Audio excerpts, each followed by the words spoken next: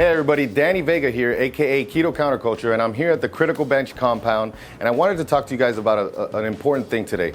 If you guys are switching to keto, because we know it's growing in popularity, one of the things you want to consider is how to exercise in the beginning.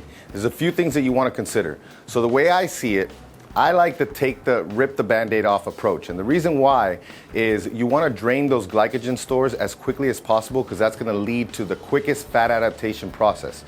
So what I recommend in the first 3 to 4 weeks, if you're doing keto, is to do lots of HIIT. So I would recommend at least doing 2 to 3, and no more than that, 2 to 3 high intensity interval sessions a week. You can do the Tabata protocol if you're not familiar with Tabata. It's basically 20 seconds of work followed by 10 seconds of rest for 4 minutes straight, which is 8 total sets. You can do that on the cycle. You can do that with different body weight exercises, things like that that are gonna just really, really suck, but they're really gonna help you drain those glycogen stores.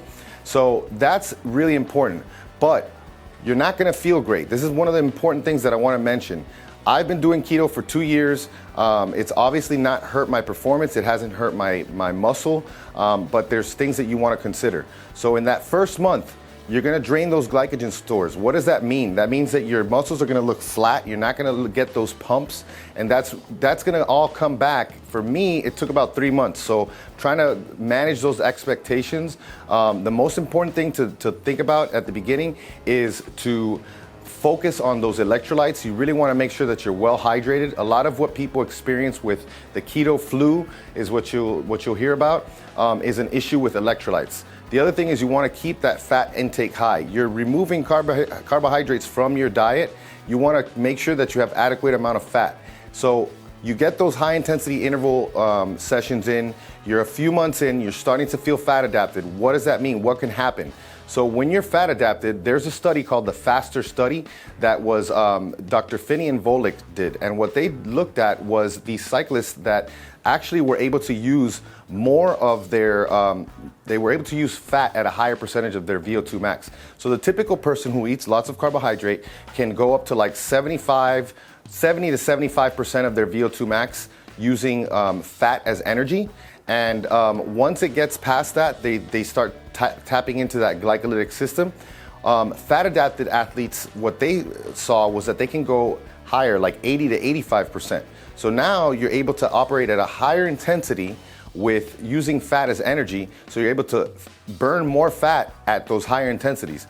You don't want to be there too long though. That's one thing that's very important, is you're not going to be doing great at things that are really glycolytic. So anything from like, intervals, things like that. If you're going to be doing hypertrophy stuff, and this is something that I can go into more in depth in another video, you can go in and out of that glycolytic zone, but you don't want to be spending too much time in that glycolytic zone. So you don't want to be doing tons of high volume, high rep stuff. You can keep it heavy, throw in some high volume stuff. That's what I've found that works for me. And of course, you're going to have a lot more capacity in the cardio stuff. So if you wanted to do more cardio stuff, definitely something that you can take advantage. One of the things that I noticed when I first went keto was that I had all this energy that I didn't have before. Being a football player, being a power lifter my whole life, the fact that I was able to run a half marathon at 220 pounds with nothing but water and some electrolytes in me, that should say something. So it all depends on what you're trying to focus on, but especially in that first couple of weeks, I really recommend doing high intensity intervals. And of course, if you want to do like walks, meditative walks like every day, you probably should be doing that anyway.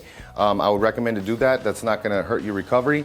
And then just keep in mind that in a few months, when you're fat adapted, it could take less time, it could take more time. But once you're fat adapted, those pumps come back because your body becomes much more efficient at producing the glycogen that you need without the actual dietary carbohydrate. So if you like this video, make sure to like it and share it with your friends, and please leave some comments below and let us know what you think.